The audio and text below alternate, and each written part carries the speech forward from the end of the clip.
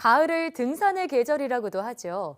요즘 산에 오르면 울긋불긋 단풍도 구경하고 건강도 챙길 수가 있어 그야말로 일석이조인데요. 네, 그런데 등산이 모든 사람에게 좋은 건 아니라는 사실 알고 계셨나요? 이 개인에 따라 등산이 오히려 건강을 악화시킬 수 있다고 합니다. 네. 오늘 닥터S에서는 가을철 등산 시 주의사항에 대해서 알아보겠습니다. 한림대 춘천성심병원의 김정현 가정의학과 교수 함께합니다.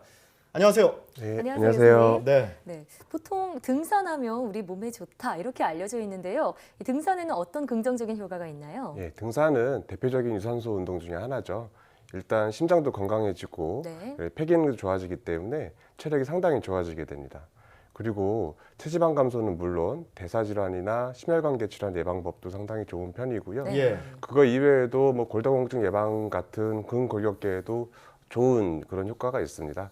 그리고 아마 산림욕 해보신 분들은 아마 아실 텐데요. 예. 산에 가면 피톤치드가 나와서 기분도 상쾌해지고 그렇죠. 피톤치드요. 예, 예. 신체 자체에서도 흔히 말하는 엔돌핀이라는 호르몬이 나오기 때문에 네. 기분이 상당히 좋아져서 여러 가지 정신과적인 문제에도 조금 도움이 될 수가 있습니다. 그래서 평소에 스트레스가 많거나 우울하고 그렇게 짜증이 많이 나시는 분들은 간단한 동네 뒷산이라도 가시면 기분이 많이 좋아지실 것 같아요. 예. 그리고 궁극적으로는 사망률도 많이 좀 떨궈주고 네. 그리고 여러 가지 암이나 여러 가지 더 안 좋은 질병들에도 예방 효과가 있기 때문에 예. 여러 가지 기본 체력을 기르고 질병도 예방하는 참 좋은 운동 중에 하나라고 할 수 있습니다. 제가 아는 주변의 어르신 중에 한 분도 이 암에 걸렸다가 등산으로 치유하신 오. 분이 계셔서 정말 이 등산이 네. 정말 좋은 효과가 있는 건데 어떤 질환을 가지고 계신 분들이 특히 이 등산이 필요할까요? 예, 아무래도 여러 질병들이 있겠지만 모든 질병들은 질병 초기에 그렇게 예방을 하거나 그렇게 여러 가지 조치를 하는 게 가장 좋거든요. 예.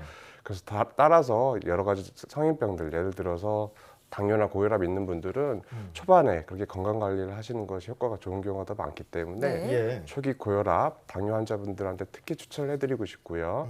그리고 초기 골다공증 환자분들한테도 뼈나 근육을 튼튼하게 해주는 그런 효과가 있기 때문에 등산을 추천하고 싶습니다. 네, 지금까지 등산의 긍정적인 효과에 대해서 말씀을 해주셨는데요. 그런데 오히려 이 등산이 좋지 않은 분들도 있다고 합니다. 어떤 분들인가요? 예, 일단 등산 같은 경우는 몸에 많이 좋은 그런 걸 수도 있을 수는 있지만 그 지나칠 경우에는 오히려 건강을 좀 해칠 수가 있습니다. 네. 예.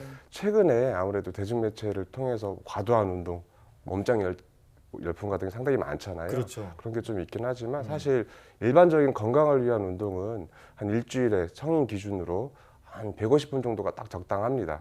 보통 한 300분, 한 5시간 정도까지는 어느 정도 효과가 좋아진다고 하지만 예. 반대로 그 이상에서는 효과가 좀 더 나타나지 않고 더 네. 몸에 해로울 수 있거든요.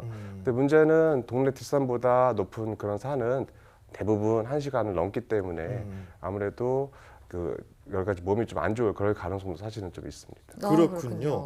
일주일 기준으로 해서 150분 정도가 적당한 등산이다라는 네. 걸 좀 알게 됐고요. 그렇다면 또 어떤 질환을 가지신 분들한테 이 등산이 위험한지 네. 저희가 정리를 해봤거든요. 화면으로 함께 보시죠. 등산 주의해야 할 이런 환자, 요통, 욱신욱신 관절염 환자입니다. 자, 예상은 할 수 있는데요. 이렇게 허리가 안 좋거나 관절염이 있거나 한 분들에게 등산이 또 무리하게 되면은 분명 문제가 있겠네요. 네. 네, 아무래도 우리나라는 바위산이 많잖아요. 예. 바위산이 많고 바위가 아니더라도 사실 땅이 딱딱한 경우가 많습니다. 그래서 등산이 아니더라도 걷는 것들 포함해서 장시간 등산을 하게 되면 무릎이나 허리에 아니면 관절이나 근육의 통증을 많이 유발을 할 수가 있거든요. 예. 네. 보통은 산을 올라갈 때보다 내려올 때가 조금 더 하중이 가는데 오를 예. 때가 때가 한 체중이 한 2배에서 3배, 내려갈 때는 최대 10배까지도 무릎에 좀 하중이 있기 때문에 특히나 무릎이 많이 연골이 손상되신 분들은 무리하게 무릎을 폈다 그렇게 하는 등산을 하시게 되면 무릎이나 다리 아래쪽이 많이 좀 아프실 수가 있어요. 예. 그래서 등산하시기 전에 꼭 담당 의사한테 꼭 등산을 어느 정도 하는 게 좋은지 네. 확인하시는 게 좋습니다. 아, 예. 그렇겠네요. 저도 개인적으로 등산을 참 좋아해서 자주 다니는 편인데요. 올라갈 때 좀 다리가 아파서 최근에는 스틱을 사용해서 올라가요. 그러면 좀 아무래도 좀 통증 완화에 도움이 되는 것 같은데 스틱이 그런데 도움이 되나요? 예, 스틱은 상당히 많이 큰 도움을 주게 됩니다. 그래서 가능하시면 그 스틱을 사용하시는 게 좋은데요. 특히 네. 등산 스틱을 쓰시면 몸의 하중이 그 분산이 되기 때문에 더 운동을 더 쉽게 하실 수 있고요. 그 운동 효과 자체도 상체까지 같이 쓰기 때문에 효과도 조금 더 올라가게 됩니다. 그래서 무릎이나 허리가 안 좋으신 분들은 통증 예방에도 도움이 되기 때문에 가능하시면 스틱을 쓰시는 게 좋습니다. 네, 예. 스틱을 사용하는 게 좋겠다 이런 말씀까지 살펴봤고요. 네. 이어서 다음 질환도 살펴보시죠. 네, 등산 시 주의해야 할 환자, 이번에는 심장 질환자네요. 선생님 앞서 등산이 뭐 심혈관계나 또 호흡기 더 좋게 만들어준다고 하셨는데 심장 질환은 또 다른가 봐요. 예, 보통 그 심장이 좀 빨리 뛰는 빈맥이 있든지 아니면 부정맥이 있는 분, 아니면 최근에 그 심근경색이 있으셨던 분들은 아무래도 등산을 좀 안 하시는 게 좀 좋습니다. 네. 보통은 심한 경우에는 등산을 하면은 혈압이 많이 올라가고 심장에 무리를 좀 줄 수밖에 없거든요. 그렇게 심장 질환을 악화시킬 수 있기 때문에 뭐 심할 경우에는 뭐 심근경색이 재발을 하다든지 더 안 좋은 경우에 뇌출혈이 생길 수가 있기 때문에 네. 좀 조심하시는 게 좋고, 따라서 그 고혈압 이상의 질병, 예를 들어서 협심증, 뭐 심근경색, 신부전 같은 질환을 가진 분들은 사실 일반적인 운동도 못하는 경우가 많기 때문에 이런 분들은 자신의 체력에 좀 맞춰서 하셔야 되고 예. 평소에 한 50% 정도로 가볍게 운동하시는 게 좋습니다. 근데 예. 보통 등산은 한번 하게 되면 한 시간을 좀 넘기는 경우가 많기 때문에 네. 아무래도 그런 분들한테는 등산이 안 좋을 수도 있습니다. 예, 그렇군요. 자, 다음으로 등산 시 주의해야 할 또 다른 질환입니다. 네, 다리가 퉁퉁 부었습니다. 하지정맥류 환자입니다.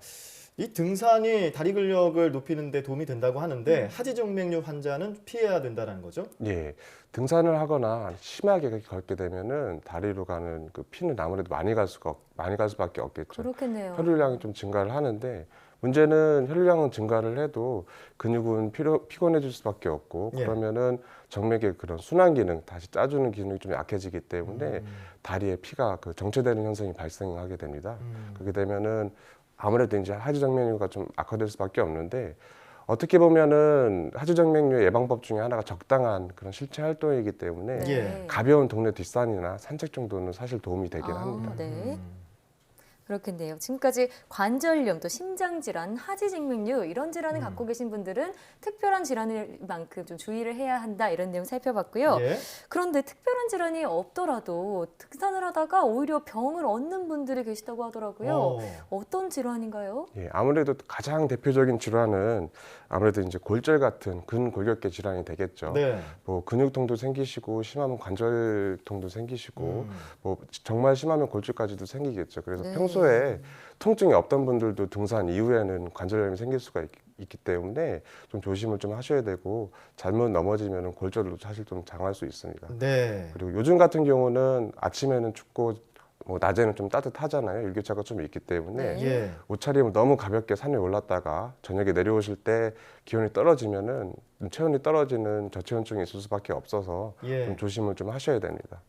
뭐 등산 오랜만에 하시는 분들, 또 왕년에 내가 뭐뭐산에 날다람쥐였어 이러면서 편하게 가셨다가 이렇게 병을 얻어오시는 경우가 있는데, 등산 시에 좀 준비 운동이나 이런 사전 준비가 필요하겠죠? 어떤 것들이 필요할까요? 예, 이제 가장 중요한 것은 등산하시기 전에 등산 코스가 이제 자기 체력과 맞는지를 먼저 확인을 좀 하셔야 네. 돼요. 그렇게 하고 기존에 있는 지병이 있으신 분들은 반드시 담당 의사와 상의를 좀 하셔야 되고, 네네. 비상약을 챙겨 가신다든지 아니면 여러 가지 부상에 대비하기 위해서 위급 상황에 대처하는 그런 구조법 같은 것도 익혀두시는 게 좀 좋을 것 같습니다.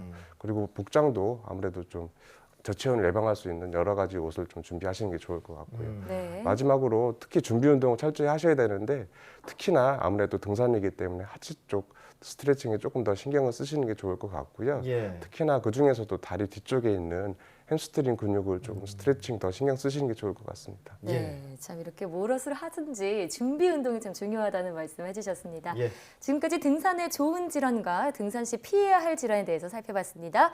한림대 춘천성심병원 김정현 교수와 함께 말씀 나눠봤습니다. 오늘 말씀 고맙습니다.